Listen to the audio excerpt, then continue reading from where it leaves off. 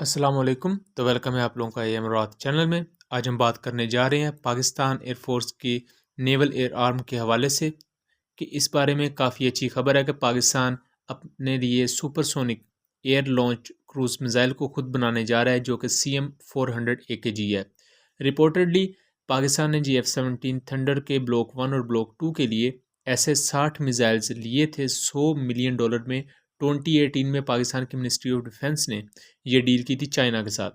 इस हवाले से देखा जाए तो 60 मिसाइल्स में से फिर हर मिसाइल की कीमत $1.6 मिलियन थी और ये दुनिया के दूसरे मिसाइल्स की निस्बत देखी जाए तो बहुत सस्ती है, बहुत कम है। अगर हम एक सुपरसोनिक मिसाइल को जो कि करियर किलर है उसे $1.6 मिलियन में ले रहे हैं, जबकि उसके मुकाबले में आप एक KH-55 का सब वेरिएंट भी ले लें तो उसकी कीमत भी $13 मिलियन है, जबकि ये जो हमें मिसाइल मिल रहा है ये सिर्फ $1.6 मिलियन, तकरीबन 10 गुना कम कीमत में, जबकि वो एक सबसोनिक मिसाइल है, ये एक सुपरसोनिक मिसाइल है। CM-400 AKG हमारे GF-17 थंडर्स पर ही इंटीग्रेटेड है और हमने बेसिकली ये 60 की तादाद में इंडियन डिस्ट्रॉयर्स और इंडियन एयरक्राफ्ट करियर्स के लिए लिए थे, जबकि नॉर्मल जो GF-17 थंडर्स फ्लाई करते हैं एंटी शिप मिसाइल के साथ वो है C-802। ये सबसोनिक मिसाइल है लेकिन अपनी हाई एक्यूरेसी की वजह से ये एक्सोसिएट मिसाइल उसके अलावा अमेरिकन हार्पून मिसाइल से कंपेरेबल समझा जाता है।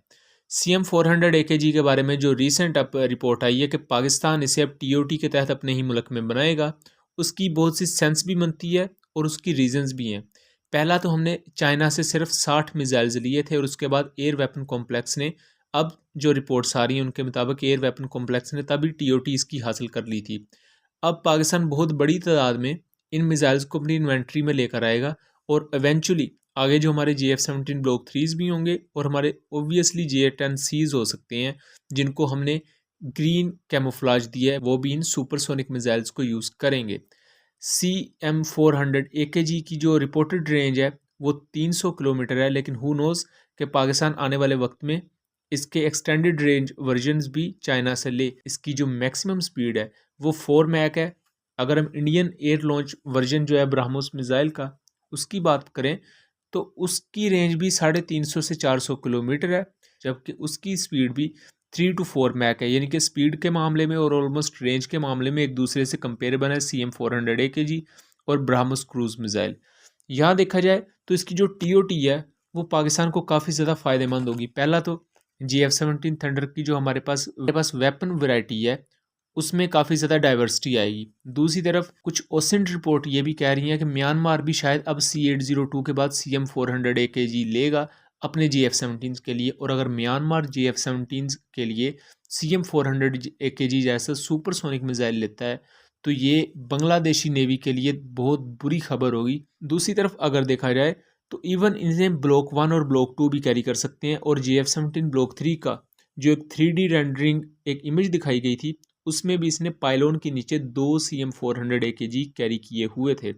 CM-400 AKG अपनी हाई प्रिसीशन की वजह से चाइना इसे करियर किलर एक मिसाइल कहता है कि दुश्मन की जो बड़ी टर्निज की शिप्स हैं, क्योंकि जो नॉर्मल छोटी शिप्स होती हैं जिनमें फ्रिगेट्स या कॉर्वेट्स आती हैं उनको हार्पून या जैसे GF-17 का C-802 मिसाइल है ये भी तबाह कर सकते हैं, लेकिन जो बड़ी टर्निज की शिप्स होती हैं उनको इस तरह के छोटे मिसाइल्स तबाह शायद सही तरह ना कर पाएँ लेकिन पार्शली नुकसान पहुंचा देंगे। लेकिन अगर आपने बड़े पैमाने पर किसी चीज़ को नुकसान पहुंचाना है या उसको तबाह करना है, उसके लिए आपको एक हाई पेनिट्रेशन वाला मिसाइल चाहिए और उसके लिए स्पीड ज़्यादा होनी ज़रूरी है, जिसके लिए ओबियसली या तो मिसाइल सुपरसोनिक हो या हाइपरसोनिक हो। तो हमारे पास जो इस वक्त बेस्ट ऑप्शन है वो CM-400 AKG है। दूसरा, CM-400 AKG में जो ख़ास बात है कि इवन अपनी टर्मिनल फेज़ में जब मिसाइल का वॉरहेड अपने आखिरी मराहल में होता है टारगेट को हिट करने में भी, तब इसकी स्पीड ऑलमोस्ट 3 to 4 मैक के दरमियान होती है, एंड इवन तब भी दुश्मन के पॉइंट एट डिफेंस मिसाइल से ये मनूवर करके बच सकता है, और इतनी हाई स्पीड पर मनूवर करना हर मिसाइल के बस की बात नहीं होती। एंड इवन ये क्वालिटी ब्राह्मोस में भी है एंड CM-400 AKG में भी ये क्वालिटी है कि इवन अपनी टर्मिनल फेज़ में बहुत तेज़ मनूवर कर सकते हैं। तो दुश्मन के एयर डिफेंस सिस्टम के लिए इन दोनों मिसाइल्स को रोकना तकरीबन नामुमकिनात में से होता है, चाहे वो CM-400 AKG और चाहे वो ब्राह्मोस हो।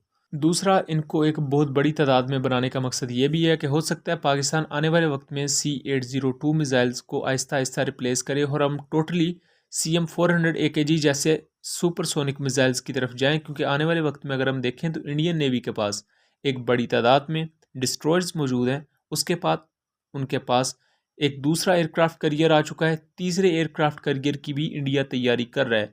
सो हम एयरक्राफ्ट करियर तो नया नहीं ले सकते, लेकिन हमारे पास जो उसका एक काउंटर है, हमारे पास ऐसे एयर लॉन्च सुपरसोनिक मिसाइल्स हों जिनकी पेनिट्रेशन बहुत ज़्यादा हो, और दूसरा वो अपनी टर्मिनल फेजेस में बहुत ज़्यादा मनूवरेबल हों, ताकि वो ऐसी बड़ी टनेज की शिप्स को तबाह कर सकें। एंड पाकिस्तान अगर इसकी TOT को लंबे अरसे तक लेकर चलता है तो हो सकता है हमें इसकी एक्सपोर्ट की भी इजाज़त मिल जाए और हम CM-400 AKG को आगे अपने तौर पर भी एक्सपोर्ट कर सकें। बहरहाल सुपरसोनिक मिसाइल सिर्फ पाकिस्तान के पास यही नहीं है, बल्कि पाकिस्तान के पास CM-302 anti ship supersonic missile है, जो कि पाकिस्तान की तूरुल क्लास फ्रिगेट्स यूज़ करती हैं। दूसरा, एक बहुत बड़ा कंसर्न या बहुत बड़ा क्वेश्चन जो पाकिस्तानी या इंडियन लोगों के जहन में भी होगा कि GF-17 के ब्लॉक 1 और ब्लॉक 2 एयरक्राफ्ट में KLJ-7V2 पल्स डोपलर रडार है, जिसकी रेंज 120 किलोमीटर है। सेम एज इंडियन MiG-29 में भी जो रडार है उसकी रेंज भी 130 से 120 किलोमीटर ही है। तो फिर ये एंटी शिप मिसाइल्स को 200, 250 या 300, 400 किलोमीटर दूर तक किस तरह गाइड करते हैं, ये एक ऑब्वियसली क्वेश्चन होता है। तो सिंपली मैं बताता चलूँ कि ये जहाज़ मिसाइल को लॉन्च कर देते हैं, ड्रॉप करके एक हद तक गाइड करते हैं। उसके बाद जो आपके नेवल एसेट्स के पास रेडार होते हैं या आपका एक नेशनल कम्युनिकेशन सिस्टम होता है, उसमें दूसरे एसेट्स, रेडार्स और उसके अलावा दूसरे कई वेपन सिस्टम्स मौजूद होते हैं जो इन मिसाइल्स को 400, 500 या 600 किलोमीटर तक भी बड़े आराम से गाइड कर सकते हैं। और ये ऐसे वेपन्स और ऐसे इक्विपमेंट पाकिस्तान के पास भी बहुत बड़ी तादाद में मौजूद है और इंडिया के पास भी। सो ये ज़्यादा मसला नहीं होता कि अगर जहाज़ की रेंज कम है तो वो 600 या 500 किलोमीटर दूर तक मिसाइल को कैसे गाइड करेगा। उसके लिए आपके पास कंट्रोल सेंटर्स होते हैं, दूसरे ऐसे इक्विपमेंट्स होते हैं जिनसे आप मिसाइल्स को और दूसरे एयरवर्दी इक्विपमेंट्स को गाइडेंस प्रोवाइड कर सकते हैं और बहुत लंबी रेंज तक उन्हें अपने टारगेट पर स्ट्राइक करवा सकते हैं। उम्मीद करता हूँ चीज़ें क्लियर रही होंगी। मिलेंगे अगली वीडियो में, तब तक के लिए अल्लाह हाफिज़।